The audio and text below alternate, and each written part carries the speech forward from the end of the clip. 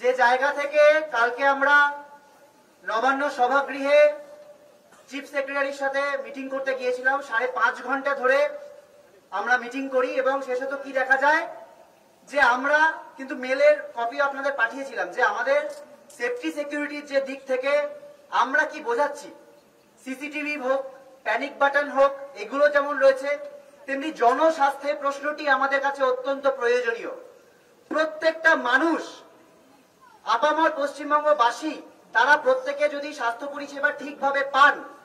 তাহলে আমাদের জুনিয়র ডাক্তারদের সুরক্ষাও অনেকটা সুনিশ্চিত হবে। সেই জায়গা থেকে বেশ কিছু প্রস্তাব আমরা দিয়েছিলাম। আজ আমরা দেখলাম আমাদের মেলেও এসেছে এবং সেই ডিরেক্টিভও কিছু এসেছে যে সেই সংক্রান্ত আমাদের যে সাজেশনগুলো, সেই সাজেশন সংক্রান্ত অনেকগুলি ডিরেক্টিভই মেনে নেওয়া হয়েছে। আমরা মনে করছি আমাদের যে এই আন্দোলনের চাপ, আমাদের এই ন্যায় বিচারের আন্দোলন এবং তার সাথে জনগণের যে আন্দোলন, তা কিন্তু এই জনগণের একটা দাবিকে ছিনিয়ে আনতে বাধ্য হয়েছে এবং এটা আমাদের আন্দোলনের একটা আংশিক জয়। এর আগেও কলকাতার নগরপাল বিনীত গোয়েলকে তার পদ থেকে আমরা টেনে নামাতে পেরেছি, আমরা ডিএমই ডিএইচএস কে এখান থেকে অপসারিত করতে পেরেছি। কিন্তু মনে রাখতে হবে, এখনো স্বাস্থ্য দুর্নীতির একদম মাথায় যে বসে আছেন প্রিন্সিপাল হেলথ সেক্রেটারি, তিনি এখনো বসে আছেন। মাননীয় মুখ্যমন্ত্রী বলেছেন যে সময় লাগবে, আমরা সেই সময়ের অপেক্ষায় রয়েছি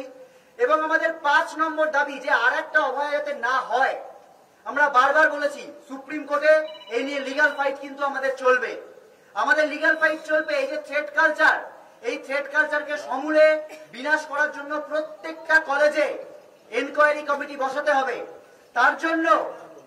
সেন্ট্রাল ডিরেক্টিভ থাকতে হবে। প্রত্যেকটি জায়গায়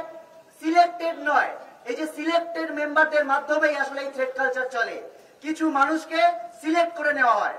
সেই জন্য প্রয়োজন একটা গণতান্ত্রিক নির্বাচনের মাধ্যমে সুষ্ঠু একটা পরিবেশ তৈরি, যাতে এই থ্রেট কালচার না চলতে পারে। এবং সাধারণ মানুষকে বুঝতে, অনেকে প্রশ্ন করছিলেন যে তোমরা তো অভয়ার বিচার চাইতে এসেছিলে, এখন নির্বাচনের কথা, এগুলো কি কথা? আমরা তাদের মনে করাতে চাই যে আমাদের ন্যায় বিচারের আন্দোলন, অভয়ার আন্দোলনের জন্য, অভয়া যাতে ন্যায় বিচার পায় সেজন্য যেমন আমরা কালকে সিবিআই অভিযান করছি, সিজি অভিযান করছি, ঠিক এই কথাটা মনে রাখা দরকার যে আর একটাও অভয়া যাতে না ঘটতে পারে, সমাজের কোন স্তরে এইরকম যাতে থ্রেট কালচার, দুর্নীতি যাতে না থাকতে পারে সেটা সুনিশ্চিত করাও কিন্তু আমাদের কর্তব্য। সেই জন্যই কিন্তু এই প্রসঙ্গগুলো এসছে এবং আজ যে ডিরেক্টিভ এসছে তার মধ্যে কিন্তু খুব সুচারুভাবে এই জিনিসগুলো এড়িয়ে যাওয়া হয়েছে। আমরা আজকে যে বন্যা পরিস্থিতি তৈরি হয়েছে তার কথা মাথায় রেখে এবং আংশিক যে জয় আমরা পেয়েছি সেই জয়ের কথা মাথায় রেখে আমরা কালকে মিছিলের পর নিজ নিজ কলেজে ফিরে যাব, ধর্ণা মঞ্চে ফিরে যাব এবং আমরা একটা স্ট্যান্ডার্ড অপারেটিং প্রসিডিওর তৈরি করব, এসওপি, যে এসেনশিয়াল সার্ভিস বলতে আমরা কি কি মনে করছি এবং আমরা আংশিকভাবে, মনে রাখতে হবে আংশিকভাবে আমরা সেই এসেনশিয়াল সার্ভিসে কিন্তু পরশুদিন থেকে জয়েন করছি, এটা দেখানোর জন্য যে আমাদের সদিচ্ছা রয়েছে এবং আংশিক জয়কে স্বীকৃতি দিয়ে আমরা জয়েন করছি। কিন্তু আমাদের যে যে জিনিস পাওয়া বাকি আছে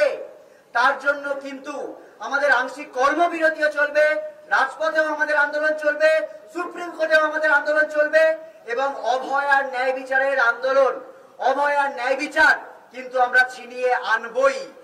অভয়ার ন্যায় বিচার যতদিন না আমরা ছিনিয়ে আনতে পারছি, যতদিন না দোষীরা ধরা পড়ছে, যতদিন না প্রকৃত দোষীরা ধরা পড়ছে এবং যতদিন না আর একজনও অভয়া হয় এটুকু সুনিশ্চিত হচ্ছে, ততদিন আমাদের লড়াই চলবে। সাধারণ মানুষের উদ্দেশ্যে আমাদের আহ্বান থাকবে, কালকে বিকেল 3টে স্বাস্থ্য ভবনে সকলে জমায়েত হন, স্বাস্থ্য ভবন থেকে সিজিও কমপ্লেক্সে আমরা যাই, সিবিআই এর কাছে আমরা আমাদের এই কণ্ঠস্বর পৌঁছে দিই যে আর কবে, আর কত দেরি, যত দ্রুত সম্ভব এর বিচার হোক, এই তদন্ত প্রক্রিয়া শেষ হোক এবং